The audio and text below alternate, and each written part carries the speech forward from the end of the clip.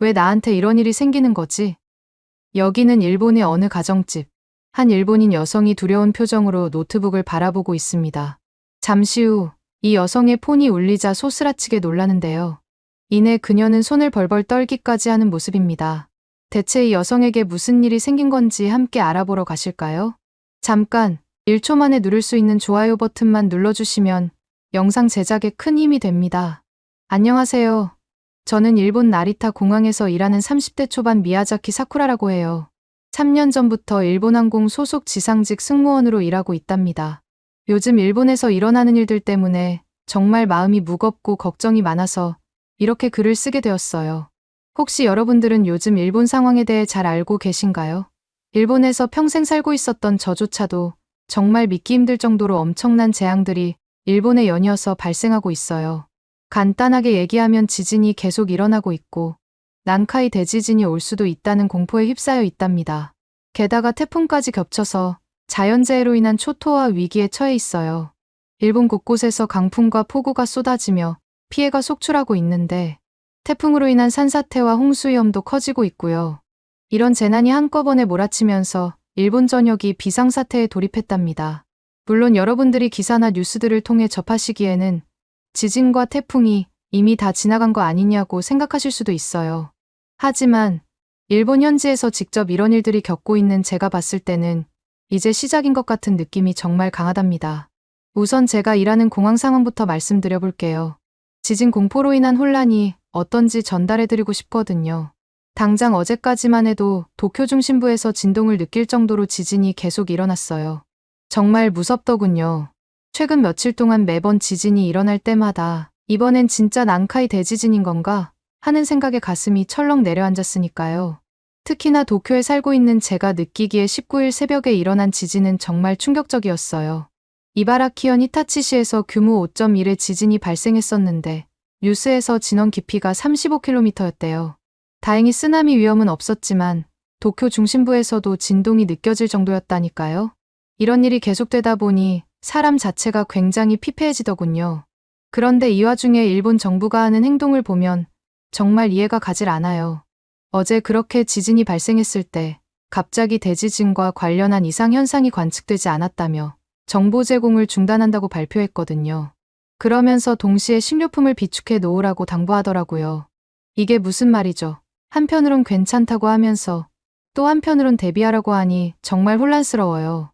대체 저희 보고 어떻게 하라는 건지 제발 하나만 했으면 좋겠다는 생각을 했답니다. 물론 저도 일본 사람이니까 일본 정부를 믿고 싶어요.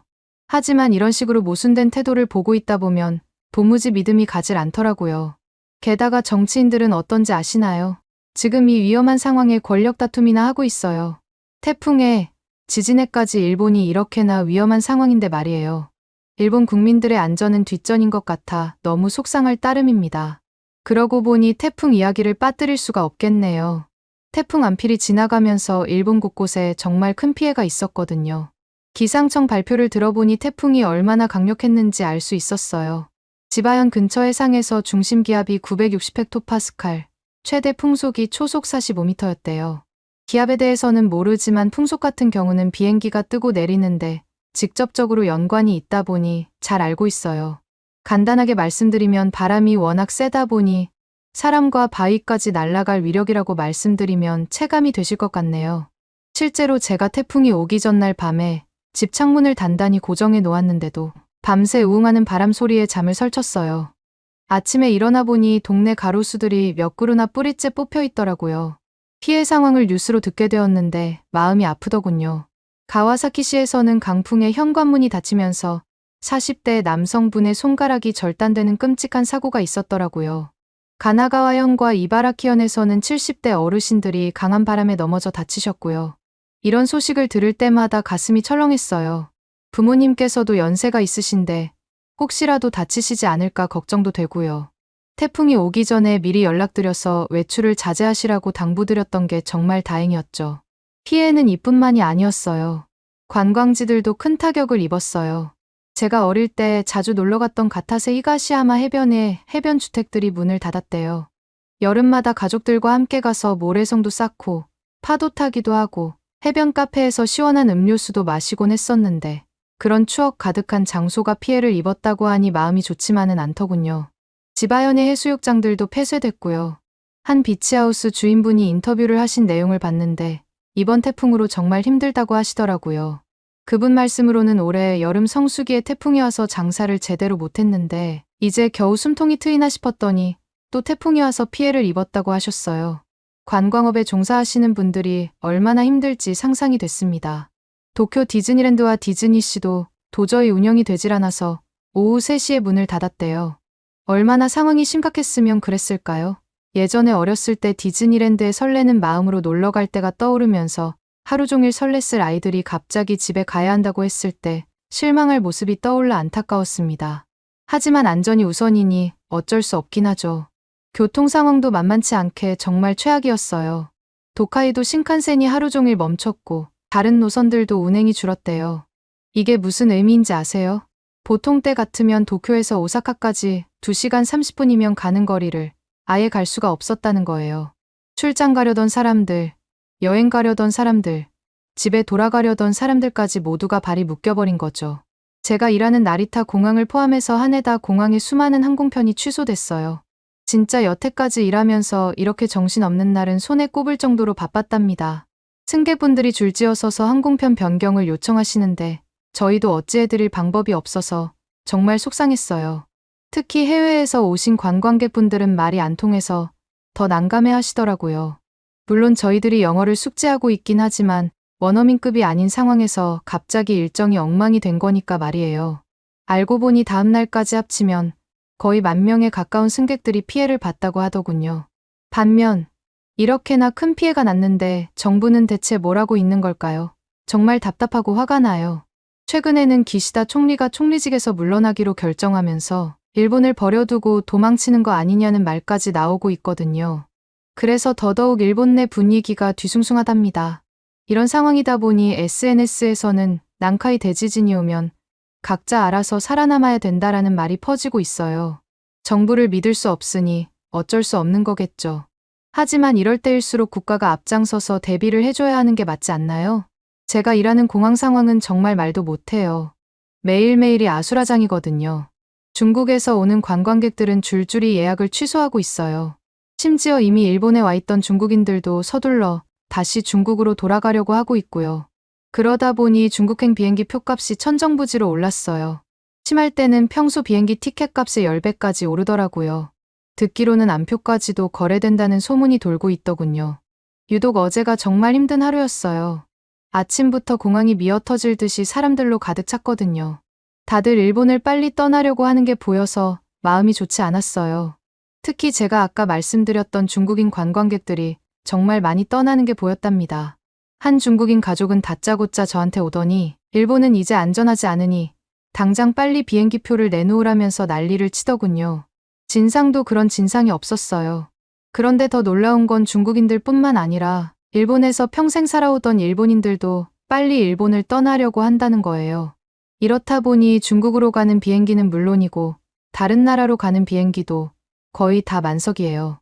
공항이 이렇게까지 붐비는 건 처음 봤어요. 원래는 여행의 설렘으로 가득 차 있었을 공항인데 이제는 다들 어디론가 피난 가듯이 대피를 하는 것 같아 씁쓸합니다. 제 동료 중 한 명도 갑자기 휴가를 내고 한국에 간다고 하더라고요. 저는 솔직히 난카이 대지진 때문에 대피하는 거 아니냐고 물어봤어요. 그랬더니 몇 달 전부터 계획했던 여행이라고 하더라고요. 하지만 제가 보기엔 정말 급하게 짐을 싸서 떠나는 것 같았어요. 일본인들이 속마음을 잘 드러내지 않는 걸 아시죠? 아마 정말로는 지진이 무서워서 도망가는 거겠죠. 이해는 가지만 동료가 그렇게 거짓말을 하는 게 조금 서운하기도 하더군요. 그러고 보니 제 친구 이야기도 해야겠네요. 대만 타이베이에서 주재원으로 일하고 있는 친구가 있어요. 어제 서로 괜찮냐면서 연락을 주고받았는데 정말 믿기지 않더군요. 친구가 사는 대만의 화롄현에서 규모 6.3의 지진이 일어났었거든요. 북부 타이베이와 신베이, 동부 화롄과 타이둥, 남부 타이난 등 12개 현과 시에 국가급 경보가 내려졌다고 해요. 친구는 정말 무서워하고 있어요.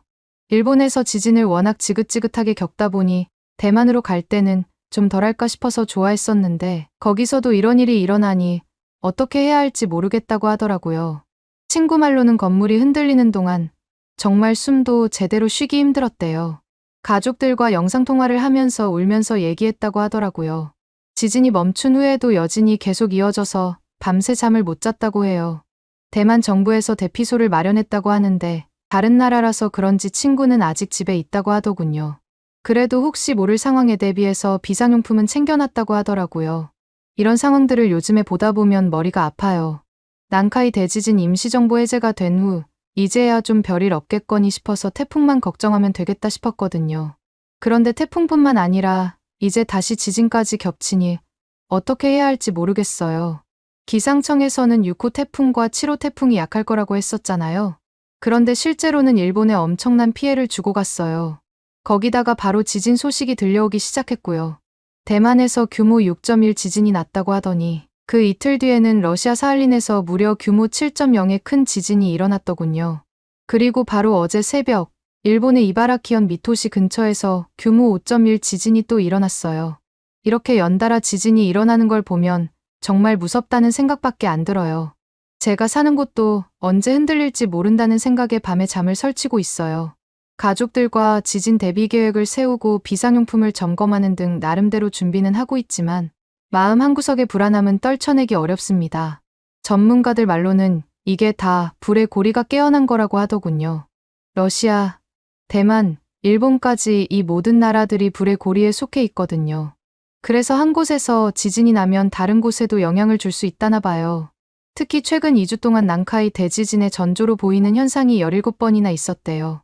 이런 상황이다 보니 주변 사람들 모두 불안해하고 있고 뉴스만 틀면 지진 전문가들이 나와서 심각한 표정으로 뭔가를 말하더라고요.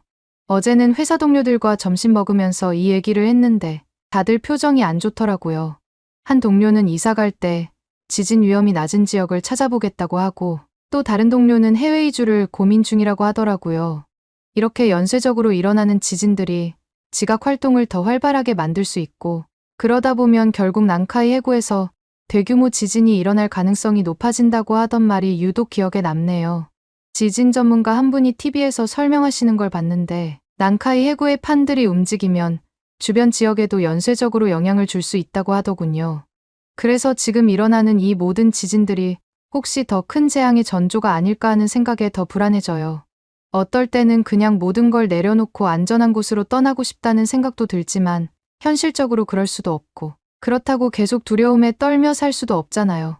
그래서 요즘엔 가족들과 함께 지진 대비해서 어디에서 다 같이 모일지 상의도 하고 동네 대피소도 미리 확인해 놓는 식으로 할 수 있는 준비는 다 하려고 노력 중이에요.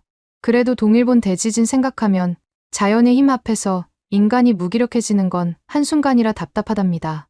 아, 그러고 보니 여태 난카이 대지진에 대해 설명을 안 드렸네요. 저도 워낙 걱정되다 보니 틈틈이 난카이 대지진에 대해서 알아봤거든요. 그래서 여러분들께 자세히 설명드릴 수 있을 것 같아요. 제가 알아본 바로는 난카이 해구가 시즈오카현부터 규슈 남쪽 끝까지 이어지는 기네저 협곡이래요. 거의 800km나 된다니 상상이 안 가요. 이 긴 해구를 따라 유라시아판과 필리핀판이 만나는데 이게 문제의 시작이에요. 전문가들 말로는 이 해구를 네 부분으로 나눌 수 있대요. 도난카이, 도카이, 휴가나다, 난카이로 말이에요. 이름만 들어도 복잡하죠. 그런데 이 지역들이 서로 붙어 있어서 더 위험하대요. 한 곳에서 지진이 나면 도미노처럼 다른 곳으로 번질 수 있어요. 1707년에 있었던 호에이 대지진 때는 이 네 곳에서 동시에 지진이 일어났대요. 특히 걱정되는 건 도카이 지역이에요. 이곳은 마지막으로 큰 지진이 일어난 게 1854년이래요. 지금으로부터 170년 전이죠. 난카이 대지진이 100년에서 150년 주기로 일어난다는 걸 생각하면 도카이 지역에는 엄청난 에너지가 쌓여 있을 거예요. 게다가 필리핀판이 매년 몇 센티미터씩 유라시아판 밑으로 계속 파고들고 있어서 이 에너지는 계속 쌓이고 있어요. 더 무서운 건 지진이 안 일어난다고 해서 안심할 수 없다는 거예요. 오히려 더 위험할 수 있어요. 왜냐하면 에너지가 계속 쌓이고 있으니까요. 언젠가는 이 에너지가 한계에 달해서 폭발할 텐데 그게 바로 대지진으로 다가올 거라는 게 전문가들의 예상이더라고요. 그리고 후지산 얘기를 빼놓을 수 없어요. 후지산은 유라시아판, 필리핀판, 북아메리카판 세 개의 판이 만나는 지점에 있더군요. 난카이 대지진이 일어나면 후지산이 폭발하는 건 불보듯 뻔한 일이고요. 그렇다 보니 후지산 분화 가능성에 대한 우려도 커지고 있어요. 전문가들은 후지산이 마지막으로 분화한 지 300여 년이 지나서 언제든 폭발할 수 있는 상태라고 하더라고요. 만약 후지산이 분화하면 수도권 인구의 60%에 해당하는 주민들에게 물자 전달이 어려워질 수 있대요. 화산재로 인해 교통과 인프라가 마비될 수 있기 때문이겠죠. 이런 얘기를 들으면 정말 무서워요. 사실 후지산은 쉽게 볼 수 있는 존재이다 보니 이렇게 위험한 존재인 줄 체감이 잘 안 되고 있었는데 알아보면 알아볼수록 후지산이 시한폭탄과 같은 존재였다는 게 충격적이었습니다. 게다가 일본의 대표적인 랜드마크인 후지산이 폭발해버린다니 너무 끔찍하지 않나요? 이제 난카이 대지진이 실제로 일어나면 어떤 일이 벌어질지도 알아봤는데 이것도 말씀드릴게요. 정말 생각만 해도 무서워요. 우선 지진의 규모가 엄청나더라고요. 2011년 동일본 대지진이 9.0이었는데 최악의 경우에는 그것보다 더 강력할 수 있다고 하더군요. 하지만 더 무서운 건 쓰나미예요. 시뮬레이션 결과를 보면 최대 34m까지 올라갈 수 있대요. 10층 건물보다 높은 파도인 거죠. 살면서 이렇게 큰 파도는 본 적도 없는데 아마 이런 쓰나미가 일본까지 오게 되면 해안가의 모든 게 순식간에 사라지게 되겠죠? 또 이런 지진들로 인해 건물들이 무너지고 쓰나미가 오게 되면 최악의 경우 32만 명이 넘는 사람들이 목숨을 잃을 수 있대요. 복구하는데 220조에는 들어갈 거라고 하는데 일본이 이걸 과연 극복할 수 있긴 할까요? 정말 지진 한 번으로 모든 걸 잃는 사람도 생기게 될 거고 그게 저나 저희 가족이 될 수도 있다는 건데 정말 상상도 하기 싫습니다. 더 무서운 건 이런 대재앙이 일어날 가능성이 점점 높아지고 있다는 거예요. 전문가들은 앞으로 30년 안에 난카이 대지진이 일어날 확률이 70에서 80%나 된다고 해요. 이런 얘기를 들으면 정말 앞으로 어떻게 살아야 할지 모르겠어요. 오늘 아침에 일어나서 창밖을 봤을 때도 평소와 다름없는 풍경이었지만 왠지 모르게 불안했어요. 오늘은 또 어떤 일이 일어날까 하는 생각이 저도 모르게 자꾸 들더라고요. 출근하면서 지하철을 탔는데 사람들의 표정이 다들 어두워 보였어요. 공항에서 일하면서 비행기를 타고 떠나는 사람들을 볼 때마다 마음이 복잡해져요. 저도 떠나고 싶은 마음이 굴뚝 같긴 하지만 또 한편으로는 일본이 제가 태어나고 평생을 살아온 곳이다 보니 쉽게 떠날 수가 없는 게 현실입니다. 안 그래도 점심시간에 직장 동료들과 이야기를 한 적이 있어요. 다들 비슷한 생각을 하고 있더라고요. 이대로 괜찮은지부터 시작해서 정부는 대체 뭐 하고 있는 건지 한탄하는 사람도 있었고 일본을 탈출해야 한다는 식의 얘기들도 오고 갔습니다. 기억에 유독 남는 얘기가 있었는데 동료 중에 한 명은 자기 부모님을 시골로 보냈다고 하더군요. 공감은 별로 안 되긴 하지만 그래도 도시보다는 시골이 조금이라도 안전할 거라고 생각했대요. 그뿐만 아니라 오후에는 정말 믿기 힘든 일이 있었어요. 조용하고 차분하던 일본인 할머니 한 분이 저에게 오셔서 눈물을 흘리시면서 어떻게 하면 최대한 빨리 일본을 떠날 수 있냐고 물어보시는 거예요. 그 모습을 보는 순간 괜히 울컥했습니다. 제가 살고 있는 일본이 이렇게 위험한 곳이 되어버렸다는 게 실감이 났거든요. 할머니께서 하신 말씀이 평생 살아온 이 나라를 떠나고 싶지 않지만 너무 무섭다고 말씀하시더라고요. 그 말씀을 듣는 순간 공감이 바로 되더라고요. 물론 저는 응대해야 하는 직원이니 최대한 감정을 제외한 채로 괜찮을 거라고 말씀드렸지만 사실 속마음으로는 정말 괜찮을까 하는 생각이 들더라고요. 그 이후 집에 오는 길에 슈퍼마켓에 들렀는데 정말 놀랐어요. 사람들이 다들 비상식량을 사느라 정신없더라고요. 물, 통조림, 건전지까지 모두들 난카이 대지진에 대비하는 것 같았다니까요. 저도 그 모습을 보니 덩달아 불안해져서 몇 가지 사왔습니다. 그렇게 별의별 일을 다 겪고 퇴근을 하니 사람이 정말 녹초가 되더군요. 하루 종일 사람들의 불안과 공포를 직접 보고 들으니까 저도 모르게 그 감정에 휩싸였던 것 같아요. 집에 돌아와서 TV를 켰는데 뉴스에서는 여전히 지진 소식만 나오고 있길래 너무 무서워져서 TV를 꺼버렸습니다. 오죽 불안했으면 밤에 잠을 자려고 누웠는데 자꾸 지진이 일어날까봐 깜짝깜짝 놀라며 깼다니까요. 사실 이 글도 워낙 잠이 안 와서 작성하게 되었어요. 작은 소리만 들려도 지진인가 하고 일어나서 확인하고 휴대폰 진동만 울려도 재난경보인가 싶어서 두근거리면서 확인하고 있고요. 이렇게 불안한 마음으로 살아야 한다는 게 너무 힘드네요. 이런 상황을 겪다 보니 문득 한국이 부럽다는 생각이 들어요. 지리적으로 한국은 제가 사는 일본처럼 지진이나 화산 걱정을 많이 하지 않아도 된다고 하더라고요. 얼마나 좋을까요? 매일 불안에 떨지 않고 언제 큰 지진이 올지 걱정하지 않아도 되는 곳에서 살 수 있다니 말이에요. 아니나 다를까 한국 친구들과 이야기를 나눠보면 지진에 대한 걱정을 거의 하지 않는다고 하더군요. 물론 가끔 작은 지진이 생길 때가 있긴 하지만 제가 사는 일본처럼 대규모 지진의 위험은 거의 없대요. 화산이 폭발할 걱정도 없고요. 그저 일상을 평화롭게 살아갈 수 있다는 게 얼마나 큰 축복인지 모르겠어요. 특히 요즘처럼 불안한 시기에는 더욱 한국이 부러워요. 한국 사람들은 지진 대비용품을 사느라 슈퍼마켓에서 줄을 서지 않아도 되고 밤마다 내일은 땅이 흔들리지 않을까 하는 걱정으로 저처럼 잠을 설치지 않아도 되는 거잖아요. 딱 한 달 전까지만 해도 이런 걱정들을 크게 안 했는데 딱 그때로만 돌아가고 싶네요. 사실 저조차도 일본에 계속 남아있어야 하나 싶으면서 가족들과 함께 한국으로 넘어갈 방법을 찾아야 할지 고민 중인데 여러분들이라면 어떻게 하실 것 같으신가요? 난카이 대지진이 정말 일어나게 될까요? 오늘의 사연은 어떠셨나요? 오늘의 사연이 마음에 드셨다면 좋아요만 한번 눌러주세요. 1초밖에 안 걸리지만 좋아요를 한번 눌러주시면 더 좋은 사연을 소개해드리는데 큰 힘이 된답니다. 긴 영상 시청해주셔서 감사합니다. 오늘도 행복한 하루 보내세요.